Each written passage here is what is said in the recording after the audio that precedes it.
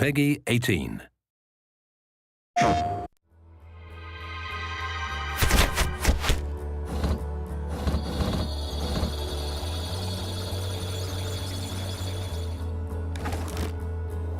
We wanted to have a big world for Watch Dogs, and it is. I mean, you can drive a very fast vehicle and cross the city, and we wanted to keep all the details and all the density of the city as you crossed it, and at 200 miles an hour. But more importantly, we wanted to have a deep city. We wanted depth. We wanted a lot of density.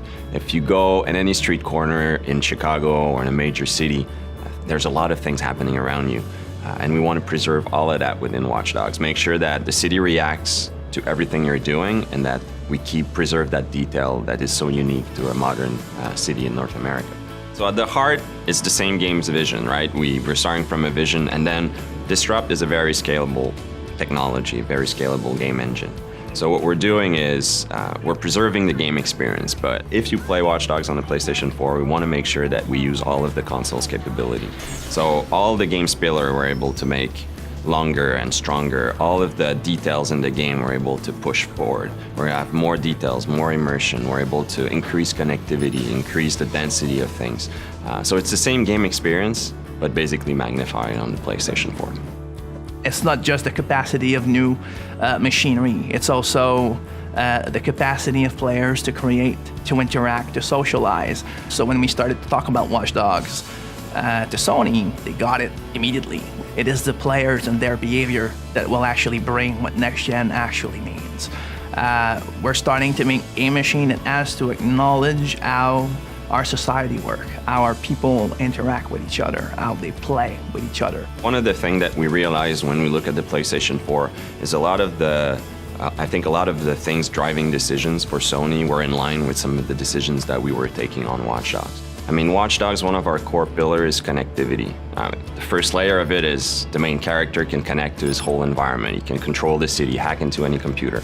But the game itself, we're applying it to the game. So the game is connected in many ways. So we want the player to be able to connect to Watch Dogs even through his mobile, be able to play directly with people who are on their console, who are on their PlayStation 4, even if he's on the bus.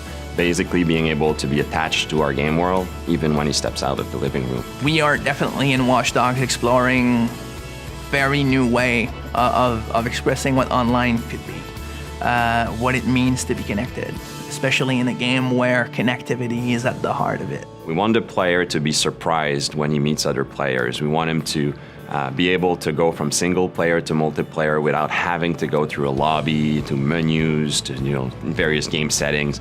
We wanted things to be natural. We want him to go to breach the wall between single player and multiplayer, if you want. I like to say that the best moments in Watch Dogs, the player is going to create them, and those are the moments we want him to go. When he goes to the office or at school the day afterwards, we want him to talk about it with his friends, right? Well, now if we're able to share a clip of that, it's even more concrete. It's your clip. You created that wow moment, and you can share a video of it. I feel like games are there to enable people to create, to think, to wonder. It's a lot more than just pressing buttons. Like, people need to never forget that when the player plays a game, his brain is extremely active, and he should be creating and filling the gaps as he plays. And I think that new machines like the PS4, their job is always to recognize that and give more power for a reason, like just provide more possibilities so that we can constantly grow that form of entertainment and make it better.